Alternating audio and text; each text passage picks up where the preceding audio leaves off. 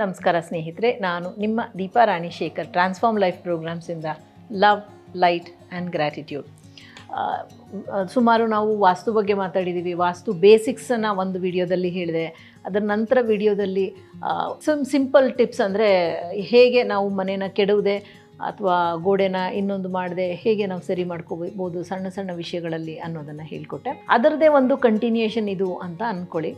So ಹೇಗೆ ಎಷ್ಟು ನಿಮಗೆ ಅದು ಅರ್ಥ ಆಯಿತು, ನಿಮ್ಮ ಮನೆಯಲ್ಲಿ ಹೇಗೆ ಸರಿ ಮಾಡ್ಕೋಬೋದು, ಯಾವ ವಿಷಯದಲ್ಲಿ ದೋಷ ಇದೆ, ಅದರಿಂದ ನಿಮಗೆ ಯಾವ ಥರ ಅಫೆಕ್ಟ್ ಆಗ್ತಿದೆ, ಆರೋಗ್ಯ ಇರ್ಬೋದು, ಸಂಬಂಧಗಳಿರ್ಬೋದು, ಅಥವಾ ಹಣಕಾಸಿನ ವಿಷಯ ಇರ್ಬೋದು, ಅಥವಾ ಮಾನಸಿಕ ಅಸಮತೋಲನ ಇರ್ಬೋದು, ಭಾವನೆಗಳ ಏರುಪೇರು ಇರ್ಬೋದು, ಒಂದು ಸ್ವಲ್ಪ ಅರ್ಥ ಆಗಿದೆ ಅಂತ ಅಂದ್ಕೊಳ್ತೀನಿ. ಸೊ ಇದು ಹೇಗೆ ಅಂತಂದರೆ, ಇವಾಗ ನಿಮಗೆ ಓಪನ್ ಸ್ಪೇಸ್ ಬಿಡೋಕ್ಕಾಗಲಿಲ್ಲ ನಾರ್ತಲ್ಲಿ ಅಂತಂದಾಗ ಒಂದು ಸೂರ್ಯನ ಚಿತ್ರ ಇರುವಂಥ ಓಪನ್ ಫೀಲ್ಡ್ ಪಿಕ್ಚರ್ನ ಹಾಕಿ ಅಂತ ನಾನು ಹೇಳಿದ್ದೆ. ಅದೇ ಥರ ಅಡುಗೆ ಮನೆಯಲ್ಲಿ ಅಡುಗೆ ಮಾಡೋ ವ್ಯಕ್ತಿ ಪೂರ್ವ ದಿಕ್ಕನ್ನು ನೋಡಿಕೊಂಡು ಅಡುಗೆ ಮಾಡಬೇಕು. ಆವಾಗ ಮಾಡೋರಿಗೂ ಆರೋಗ್ಯ ಚೆನ್ನಾಗಿರುತ್ತೆ, ಮಾಡಿದ್ದನ್ನು ತಿನ್ನೋರಿಗೂ ಆರೋಗ್ಯ ಚೆನ್ನಾಗಿರುತ್ತೆ, ಮನೆಯಲ್ಲಿ ಸಂಬಂಧಗಳು ಚೆನ್ನಾಗಿರುತ್ತೆ, ಮನಸ್ಸು ಭಾವನೆ ಎಲ್ಲ ಚೆನ್ನಾಗಿರುತ್ತೆ, ಆರೋಗ್ಯ ಚೆನ್ನಾಗಿರುತ್ತೆ. ಇದೆಲ್ಲ ಚೆನ್ನಾಗಿದ್ಮೇಲೆ ಹಣಕಾಸು ಚೆನ್ನಾಗಿರುತ್ತೆ, ಏಕೆಂದರೆ ಎಲ್ಲ ಒಂದಕ್ಕೊಂದು ಕನೆಕ್ಟೆಡ್ ಇರುತ್ತೆ. ಆದರೆ ಆ ಥರ ಆಗಿಲ್ಲಪ್ಪ, ಕಟ್ಟಬೇಕಾದ್ರೆ ವಾಸ್ತು ಎಲ್ಲ ಗೊತ್ತಿರಲಿಲ್ಲ ಅಥವಾ ಏನೋ ಸಮಸ್ಯೆಯಿಂದಾಗಿ ಆ ಥರ ಕಟ್ಟಿಬಿಟ್ಟಿದ್ದಾರೆ, ನೀವು ಮನೆ ತೊಗೊಂಡ್ಬಿಟ್ಟಿದ್ದೀರಾ, ಇವಾಗ ನಿಮಗೆ ಗೊತ್ತಾಯಿತು, ಓಕೆ ಅಡುಗೆ ಮಾಡೋರು ಪೂರ್ವ ದಿಕ್ಕನ್ನು ನೋಡ್ತಾ ಇಲ್ಲ, ಬೇರೆ ಯಾವುದೋ ದಿಕ್ಕನ್ನು ನೋಡ್ತಾ ಇದ್ದಾರೆ ಅಂತಂದಾಗ ಏನು ಮಾಡ್ಬೋದು? ನೀವು ಅಡುಗೆ ಮನೆಯಲ್ಲಿರೋ ಎಲ್ಲ ಆ ಒಂದು ಏನು ಗ್ಯಾಸ್ ಸ್ಟವ್ ಅಥವಾ ಇಂಡಕ್ಷನ್ ಸ್ಟವ್ ಇರೋವಂಥ ಆ ಒಂದು ಸ್ಪೇಸನ್ನು ಚೇಂಜ್ ಮಾಡೋಕ್ಕಾಗಲ್ಲ. ಯಾಕೆಂದರೆ ಒಂದು ಕಡೆ ಗ್ಯಾಡ್ಜೆಟ್ಸ್ ಇಟ್ಕೊಳ್ಳೋದಕ್ಕೆ ಇರುತ್ತೆ, ಅಥವಾ ಬರೀ ಎಲ್ ಶೇಪ್ ಕಿಚನ್ ಇದ್ದಾಗ ಆ ಕಡೆ ನೀರಿನ ವ್ಯವಸ್ಥೆ ಎಲ್ಲ ಇರುತ್ತೆ, ನೀವು ಚೇಂಜ್ ಮಾಡೋಕ್ಕೆ ಅವಕಾಶ ಇಲ್ಲ. ಅಲ್ಲಿ ಇದು ಕಿಚನ್ ಕ್ಯಾಬಿನೆಟ್ಸ್ ಎಲ್ಲ ಮಾಡಿಸ್ಬಿಟ್ಟಿದ್ದಾರೆ. ಅಂಥ ಪರಿಸ್ಥಿತಿನಲ್ಲಿ ಏನು ಮಾಡ್ಬೋದು? ಇರೋದನ್ನು ಸಂಭಾಳಿಸೋದಕ್ಕೆ ಏನು ಮಾಡ್ಬೋದು? ಎನರ್ಜಿನ ಬ್ಯಾಲೆನ್ಸ್ ಮಾಡೋಕ್ಕೆ ಏನು ಮಾಡ್ಬೋದು ಅಂತಂದಾಗ, ಹೇಗೆ ನಿಂತ್ಕೊಂಡು ಮಾಡ್ತಾಯಿದ್ರು ಆ ಸ್ಟವ್ವಿನ ಹಿಂಭಾಗದಲ್ಲಿ ಹೇಗಾದರೂ ಸರಿ ಒಂದು ಸೂರ್ಯನ ಚಿತ್ರವನ್ನು, ಸೂರ್ಯನ ಒಂದು ಈ ತಾಮ್ರದಲ್ಲೆಲ್ಲ ಸೂರ್ಯನ ಮುಖ ಸಿಗುತ್ತೆ, ಅಥವಾ ಯಾವುದಾದ್ರೂ ರೀತಿಯಲ್ಲಿ ಸೂರ್ಯನ ಚಿತ್ರವನ್ನು ಅಲ್ಲಿ ಹಾಕಿ, ಸೂರ್ಯನ ಚಿತ್ರನೋ ಸೂರ್ಯನ ಒಂದು ಏನು ಹೇಳ್ತಾರೆ ಮ್ಯೂರಲ್, ವಾಲ್ ಮ್ಯೂರಲ್ ಅಂತ ಹೇಳ್ತಾರೆ, ತಗಡಿನಲ್ಲಿ ಮಾಡಿದಂಥ ಒಂದು ಶೋ ಪೀಸನ್ನು ಒಟ್ಟಿನಲ್ಲಿ ಸೂರ್ಯಂದು ಅಲ್ಲಿ ಹಾಕಿ. ಸೊ ಅದು ಉತ್ತರ ಅನ್ನೋ ಒಂದು ಲೆಕ್ಕಕ್ಕೆ ಬರುತ್ತೆ. ಇದು ಸಾಧ್ಯ ಆಗದಿದ್ದಾಗ, ಮನೇನ ಕೆಡವಿ ಮತ್ತೆ ಮಾಡೋಕ್ಕೆ ಸಾಧ್ಯ ಆಗದಿದ್ದಾಗ. ಮತ್ತು ನೆಕ್ಸ್ಟು ಇಂಪಾರ್ಟೆಂಟ್ ವಿಷಯ ಅಂತಂದಾಗ, ಬಚ್ಚಲ ಮನೆ. ಮೊದಲೆಲ್ಲ ಬಚ್ಚಲ ಮನೆಯಿಂದ ಒಂದು 4-5 ಅಡಿ 10 ಅಡಿ ದೂರದಲ್ಲಿರ್ತಾಯಿತ್ತು. ಈಗ ಮನೆಯಲ್ಲಿ ನಮಗೆ 3 ಅಡಿ ಮಾತ್ರ ಜಾಗ ಇರುತ್ತೆ, ಹಿಂದೆ ಮುಂದೆ ಅಕ್ಕಪಕ್ಕ, ಕೆಲವು ಸತಿ ಅದೂ ಇರೋದಿಲ್ಲ. ಸೊ 10 ಅಡಿಯೆಲ್ಲ ಯಾರೂ ಪಟ್ಟಣಗಳಲ್ಲಂತೂ ವೇಸ್ಟ್ ಮಾಡೋದೇ ಇಲ್ಲ ಆ ಥರ ಬಾತ್ರೂಮ್ಗೆ, ಮನೆಗೆ, ಜಾಗಕ್ಕೆ ಅಂತ ಹೇಳಿ ಎಲ್ಲ ಒಂದೇ ಚೌಕಟ್ಟಲ್ಲಿ ಕಾಂಪ್ಯಾಕ್ಟಾಗಿ ಇರುತ್ತೆ.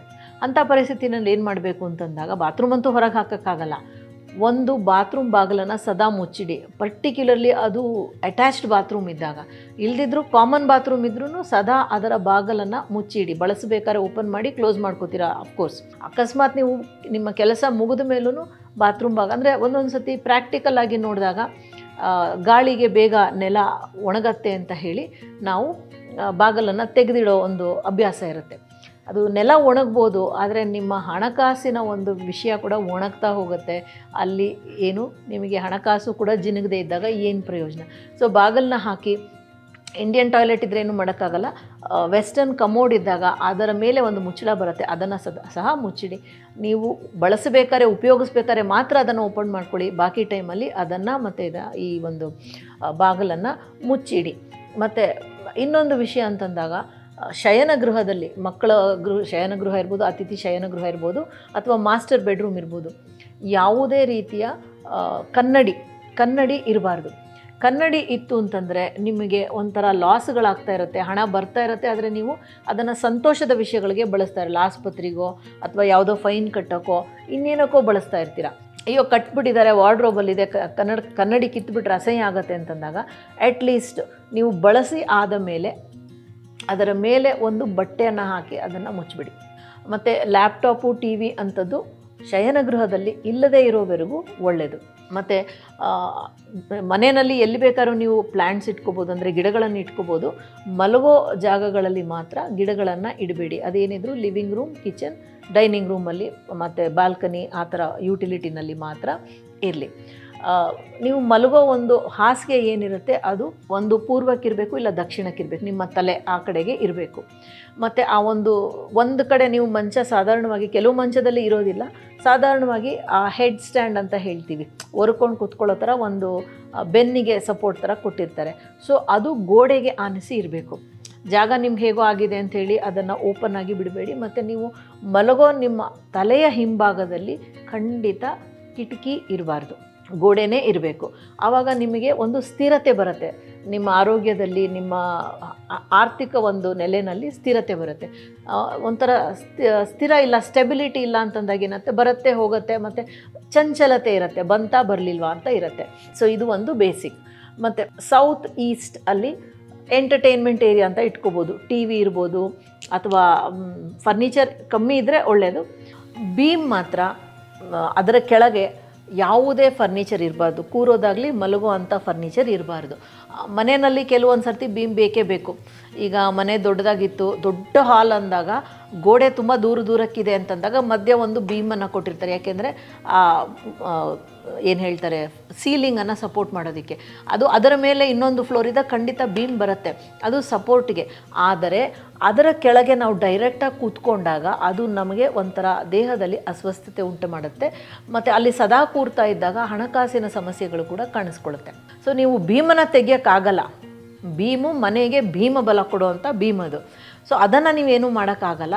ಆದರೆ ಫರ್ನಿಚರನ್ನು ಅದರ ಕೆಳಗಿಂದ ನೀವು ಜರುಗಿಸ್ಬೇಕಾಗತ್ತೆ. ಜರುಗಿಸೋಕ್ಕೆ ಸಾಧ್ಯ ಇಲ್ಲ, ಇರೋದೇ ಅಷ್ಟೇ ಜಾಗ, ಭೀಮ್ ಬಂದೇ ಬಂತು, ನಾವು ಅಣ್ಣ ತಮ್ಮ ಅಥವಾ ಅಕ್ಕ ತಂಗಿ ನಾವು ಮನೇನ ಪಾಲು ಮಾಡ್ಕೊಂಡಾಗ ನಮ್ಮ ಪಾಲಿಗೆ ಬಂದಿದ್ದು ಭೀಮ್ ಇರೋ ಭಾಗ ಅಲ್ಲಿ ಹಾಕಬೇಡ ಅಂದರೆ ಹೇಗೆ ಅಂದಾಗ ಅಟ್ಲೀಸ್ಟ್ ಅವಾಗ ಏನು ಮಾಡಿ ಅಂದರೆ ಈ ಇದರಲ್ಲಿ POPನಲ್ಲಿ ಆರ್ಟಿಫಿಷಿಯಲ್ ಸೀಲಿಂಗ್ ಎಲ್ಲ ಮಾಡ್ತಾರಲ್ಲ, ಆ ಥರ ಆದರೂ ಕರೆಸಿ ಅದು ಬೀಮ್ ಹೇಗಿರುತ್ತೆ ಅಂದರೆ ಚೌಕಟ್ಟಾಗಿ ಶಾರ್ಪ್ ಎಡ್ಜಸ್ ಇರುತ್ತೆ. ಆ ಒಂದು ಕೋನಗಳನ್ನು ಸ್ವಲ್ಪ ಕರ್ವ್ ಮಾಡಿಸಿ, ಸ್ವಲ್ಪ ಅದನ್ನು ಸ್ಮೂತ್ ಮಾಡಿಸಿ, ಆವಾಗ ಸ್ವಲ್ಪ ಕಡಿಮೆ ಆಗುತ್ತೆ. ಅಂದರೆ ಸ್ವಲ್ಪ ಆ ಉಗ್ರ ಕಡಿಮೆ ಆಗುತ್ತೆ. ಅಂದರೆ something is better than nothing ಅಂತಾರಲ್ವ, ಆ ಥರ.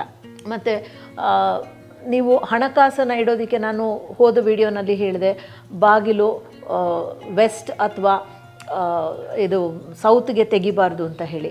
ಅದನ್ನು ಮೀರಿ ನಿಮಗೆ ಸಮಸ್ಯೆ ಕಾಣ್ತಾ ಇತ್ತು, ಬಾಗಿಲನ್ನ ಚೇಂಜ್ ಮಾಡೋಕ್ಕಾಗಲಿಲ್ಲ ಅಂದಾಗ ಒಳಗಡೆ ಈ ಥರ ಒಂದು ಪಿರಮಿಡ್ ಬಾಕ್ಸ್, ಇದು 3 ಸೈಜಲ್ಲಿ ಬರುತ್ತೆ. ಇದು ಸ್ಮಾಲ್, ಮೀಡಿಯಮ್ ಮತ್ತು ಲಾರ್ಜ್ ಬರುತ್ತೆ. ಲಾರ್ಜ್ ಸುಮಾರು ಇಷ್ಟು ದೊಡ್ಡದು ಬರುತ್ತೆ, ಇಡೋಕ್ಕಾಗತ್ತಾ ನೋಡ್ಕೊಳ್ಳಿ. ಈ ಥರ ಪಿರಮಿಡ್ ಬಾಕ್ಸಲ್ಲಿ ನೀವು ಕ್ಯಾಶನ್ನು ಇಟ್ಟಾಗ ಅದು ಮೇಲ್ಮುಖವಾಗಿ ತೆಗೆಯುತ್ತೆ. ಅರ್ಥ ಆಯ್ತಾ? ಈ ಬಾಕ್ಸು ಮೇಲ್ಮುಖವಾಗಿ ತೆರೆಯುತ್ತೆ. ಹಾಗಾಗಿ ನಿಮಗೆ ಅದು ಅದರ ಒಂದು ಎಫೆಕ್ಟು ಕಮ್ಮಿ ಆಗುತ್ತೆ. ಮತ್ತು ಆ ಥರ ನಿಮಗೆ ಕುಬೇರ ಮೂಲೆಯಲ್ಲಿ ಸಮಸ್ಯೆಗಳಿದ್ದಾಗ ನೀವು ಅಲ್ಲಿ ಈ ಥರ ಒಂದು ಅದರ ಸುತ್ತಮುತ್ತ ಈ ಥರ ಕ್ರಿಸ್ಟಲ್ ಟ್ರೀನ ಇಡ್ಬೋದು. ಅದು ಎಲ್ಲ ಎನರ್ಜಿ, ಇದನ್ನು ಎಲ್ಲಿ ಬೇಕಾದರೂ ಇಡ್ಬೋದು. ನೀವು ಎಂಟ್ರೆನ್ಸಲ್ಲಿ ಇಡ್ಬೋದು, ಅಥವಾ ನಿಮ್ಮ ಕುಬೇರ ಮೂಲೆಯಲ್ಲಿ ಇಡ್ಬೋದು, ಮತ್ತು ನೀವು ಊಟ ಮಾಡುವಂಥ ಜಾಗದಲ್ಲಿ ಇಡ್ಬೋದು. ಇಟ್ಟಾಗ ನಿಮಗೆ ಎನರ್ಜಿ ಸುಮಾರು ಬ್ಯಾಲೆನ್ಸ್ ಆಗುತ್ತೆ. ಇದು ಒಂದು ವಿಷಯ. ಮತ್ತು ನಿಮಗೆ ದೇವರ ಮನೆ ಅಂತ ಬಂದಾಗ ಅಲ್ಲಿ ಪೂಜೆ ಮಾಡೋದು ಮಾತ್ರ ಮುಖ್ಯ ಆಗುತ್ತೆ. ಆ್ಯಂಡ್ ಹೆಚ್ಚು ಕಮ್ಮಿ ಒಂದು ಮನೆಯಲ್ಲಿರುವ ಎಲ್ಲರೂ ಒಂದು ಬಾರಿ ಆದರೂ ಹೋಗಿ ಕೈ ಮುಗಿಯೋದು ತುಂಬ ಒಳ್ಳೆಯದು. ಪೂಜೆ ಮನೆ ಯಾವತ್ತೂ ಪೂರ್ತಿ ಕತ್ತಲಲ್ಲಿ ಇರಬಾರ್ದು. ಯಾಕೆ ಅಂತಂದರೆ ಪೂರ್ತಿ ಕತ್ತಲಲ್ಲಿದ್ದಾಗ ನಮ್ಮ ಜೀವನವೂ ಹಾಗೆ ಕತ್ತಲಾಗತ್ತೆ ಅಂತನ್ನೋದು ಒಂದು ವಿಷಯ. ಅಲ್ಲಿ ಸದಾ ಒಂದು ಬೆಳಗ್ಗೆ ಒಂದು ದಿನಕ್ಕೆ ಒಂದು ಸಾರ್ತಿನಾದರೂ ನೀವು ನೈವೇದ್ಯ ಇಡಲಿ ಬಿಡಲಿ, ಹೂವು ಇಡಲಿ ಬಿಡಲಿ, ಒಂದು ದೀಪವನ್ನು ಬೆಳಗಿಸಿ. ನೀವು ತುಪ್ಪದ ದೀಪ, ಎಣ್ಣೆ ದೀಪ ಆದರೂ ದೀಪವನ್ನು ಬೆಳಗಿಸಿ. ನೀವು ಹೇಳ್ಬೋದು ನಾವು ಲೈಟ್ ಹಾಕಿರ್ತೀವಿ ಕತ್ತಲೆ ಇರೋದಿಲ್ಲ, ನಂಗೆ ಲೈಟ್ ಬೇರೆ. ದೀಪ ಅಂತಂದಾಗ ಅದು ಆ ಒಂದು ಎಣ್ಣೆ ಏನಿರುತ್ತೆ ಅದು ನಮಗೆ ಜೀವದಾನವನ್ನು ಕೊಡುತ್ತೆ. ಆ ಬತ್ತಿ ನಮ್ಮ ಒಂದು ಪಾಸ್ಟ್, ಪ್ರೆಸೆಂಟ್, ಫ್ಯೂಚರ್ಗೆ ಕನೆಕ್ಷನ್ ಅನ್ನೋ ಹಾಗೆ, ನಮ್ಮ ಹಿಂದಿನ ಜನ್ಮ ಮುಂದಿನ ಜನ್ಮಕ್ಕೆಲ್ಲ ಒಂದು ಕೊಂಡಿ ಹಾಗೆ ಇರುತ್ತೆ. ಮತ್ತು ಆ ಜ್ಯೋತಿ ಏನಿರುತ್ತೆ ಅದು ಮೇಲ್ಮುಖವಾಗಿ ಹರಿತಾ ಹೋಗಿ ನಮ್ಮನ್ನು ನಮ್ಮ ಒಂದು ಆ ದೈವಿಕ ಶಕ್ತಿಗೆ ಕನೆಕ್ಟ್ ಮಾಡುತ್ತೆ. ಸೊ ಇಷ್ಟು ವಿಷಯಗಳಿರುತ್ತೆ. ಸೊ ಖಂಡಿತ ದೀಪವನ್ನು ಬೆಳಗಿಸಿ. ಅದು ಬೆಳಗ್ಗೆ ಒಮ್ಮೆ ಅಂತೂ ಅಟ್ಲೀಸ್ಟ್ ಬೆಳಗ್ಗೆನೋ ಸಂಜೆನೋ ಒಂದು ಸರ್ತಿ ಬೆಳಗಿಸಿ, ಅಥವಾ 2 ಸರ್ತಿ ಬೆಳಗಿಸಿದ್ರೆ ಇನ್ನೂ ಒಳ್ಳೆಯದು. ಕೆಲವು ಮನೆಗಳಲ್ಲಿ ನಂದಾದೀಪ ಅಂತ ಸದಾ ಉರಿಸ್ತಾ ಇರ್ತಾರೆ. ಅದು ಮೇಂಟೈನ್ ಮಾಡೋದು ಕಷ್ಟ. ಅದು ನಿಮಗೆ ಸಾಧ್ಯ ಇದ್ದರೆ ಮಾಡಲೇಬೇಕು ಅಂತ ಏನಿಲ್ಲ. ಈ ದೀಪ ನಾವು ಎಷ್ಟೇ ಹಚ್ಚಿದ್ರು, ಎಣ್ಣೆ ಹಾಕಿದ್ರು ಮಾಡಿದ್ರು ಕೆಲವೊಂದು ಸರ್ತಿ ಅದು ನಂದು ಹೋಗುತ್ತೆ. ಅಂದರೆ ಎಣ್ಣೆ ಖಾಲಿಯಾಗಿ ಹೋಗುತ್ತೆ, ಮತ್ತೊಂದಾಗುತ್ತೆ. ನಂದಾ ದೀಪ ಎಲ್ರಿಗೂ ಅಭ್ಯಾಸ ಇರೋದಿಲ್ಲ. ಹಾಗಾಗಿ ಒಂದು 0 ಕ್ಯಾಂಡಲ್ ಬಲ್ಬನ್ನು, ಬ್ಲೂ ಅಥವಾ ಯೆಲ್ಲೋ ಬಲ್ಬನ್ನು ಅಥವಾ ಗ್ರೀನ್ ಕಲರ್ ಬಲ್ಬನ್ನು, 0 ಕ್ಯಾಂಡಲ್ ಬಲ್ಬ್ ಸದಾ 24 ಗಂಟೆ ವರ್ಷದ 365 ಕಾಲ ದಿವಸನೂ ಅಲ್ಲಿ ಉರಿಸಿ. ಇದರಿಂದ ನನಗೇನು ಬೆನಿಫಿಟ್ ಆಯಿತು ನಾನು ಹೇಳ್ತೀನಿ. ಇದರ ಮಾಹಿತಿಯನ್ನು ನನಗೆ ಕೊಟ್ಟವರು ನನ್ನ ಅತಿ ಪ್ರೀತಿ ಪಾತ್ರರಾದ ನಾದಿನಿ, ಅಂದರೆ ನನ್ನ ಹಸ್ಬೆಂಡ್ ಅವರ ಅಕ್ಕ ಮಾಲತಿ ನಾರಾಯಣ್ ಅಂತ. ಅವ್ರು ನನಗೆ ಇದನ್ನು 2020 ಕೊನೆಯಲ್ಲಿ ಹೇಳಿದ್ರು. ನಾನು ಮಾಡೋಕ್ಕೆ ಶುರು ಮಾಡಿದೆ. ನಮಗೆ ಮನೆ ತೊಗೊಳ್ಳೋ ಐಡಿಯಾನೂ ಇರಲಿಲ್ಲ, ಆ ಟೈಮಲ್ಲಿ ರಿಸೋರ್ಸಸ್ ಇರಲಿಲ್ಲ, ಏನೂ ಇರಲಿಲ್ಲ. ಹೇಗೋ ಹೂವಿನ ಹಾರ ಎತ್ತದಾಗೆ ಇದು ಮಾಡ್ತಾ ಮಾಡ್ತಾ ಮಾಡ್ತಾ ಮನೆ ಬೇಕು ಅನ್ನೋ ನನ್ನ ಆಸೆ ತಾನಾಗಿ ಒಂಥರ ಗರಿಗೆದರಿ ಆ ಒಂದು ಕನಸು ನಿಜ ಆಗೋಯಿತು. ನನ್ನ ನಂಬಿಕೆ ಇದು ಒಂದು ಮುಖ್ಯವಾದ ಕಾರಣ. ಮತ್ತು ಇದರ ಜೊತೆ ಸೈಂಟ್ ಎಕ್ಸ್ಪೆಡಿಟ್ ರಿಕ್ವೆಸ್ಟ್ ಮಾಡ್ತಾಯಿದ್ದೆ, ಪ್ರೇಯರ್ ಮಾಡ್ತಾಯಿದ್ದೆ. ಸೈಂಟ್ ಎಕ್ಸ್ಪೆಡಿಟ್ ವಿಡಿಯೋ ಕೂಡ ಈಗಾಗಲೇ ನಾನು ಪ್ರೀವಿಯಸ್ಲಿ ಕೊಟ್ಟಿದ್ದೀನಿ, ಅದನ್ನು ಕೂಡ ನೀವು ನೋಡ್ಬೋದು. ಮತ್ತು ಪೂಜೆ ಮನೆಯಲ್ಲಿ ಜಾಗ ಇದೆ ಅಂತ ಹೇಳಿ ಅಥವಾ ಕಬೋರ್ಡ್ ಖಾಲಿ ಇದೆ ಅಂತ ಯಾವುದೇ ವಸ್ತುಗಳನ್ನು ಅಲ್ಲಿ ಸ್ಟೋರ್ ರೂಮ್ ಥರ ಬಳಸೋ ಹಾಗಿಲ್ಲ. ಅದು ಪೂಜೆ ರೂಮಾಗಿ ಮಾತ್ರ ಇರಬೇಕು. ಹಾಗೂ ನೀವೇನಾದರೂ ಇಟ್ಟರೆ ಪೂಜೆಗೆ ಸಂಬಂಧಿಸಿದಂಥ ಕರ್ಪೂರ ಇರ್ಬೋದು, ಮತ್ತೊಂದಿರ್ಬೋದು, ಅದು ಮಾತ್ರ ಇರಬೇಕೇ ಹೊರತು ಬೇರೆ ಇನ್ನೇನೋ ಬುಕ್ಸ್ ಬೈಂಡ್ ಮಾಡಬೇಕು, ತುಂಬ ಬುಕ್ಸ್ ಇದೆ ಜಾಗ ಇಲ್ಲ ಅಂತ ಅಲ್ಲಿಡೋದು, ಆ ಥರ ಪೂಜೆ ರೂಮನ್ನು ಬಳಸಬೇಡಿ. ಕೆಲವೊಂದು ಸರ್ತಿ ಪೂಜೆ ರೂಮು ಅಂತ ಸೆಪ್ರೇಟಾಗಿ ರೂಮ್ ಇರಲ್ಲ, ಮಕ್ಕಳ ರೂಮಲ್ಲೋ ಇನ್ನೆಲ್ಲೋ ಇರುತ್ತೆ. ಆವಾಗ ಅಟ್ಲೀಸ್ಟ್ ಅದಕ್ಕೆ ಒಂದು ಸ್ಥಿರವಾದ ಬಾಗಿಲನ್ನು ಮಾಡಿಸಿ ಬಾಗಿಲನ್ನು ಹಾಕಿರಿ. ಕೆಲವೊಂದು ಸರಿ ಬರೀ ಕರ್ಟನ್ ಹಾಕಿರ್ತಾರೆ, ಸಾಧ್ಯವಾದರೆ ಒಂದು ರೀತಿಯ ಬಾಗಿಲನ್ನು ಮಾಡಿಸಿ.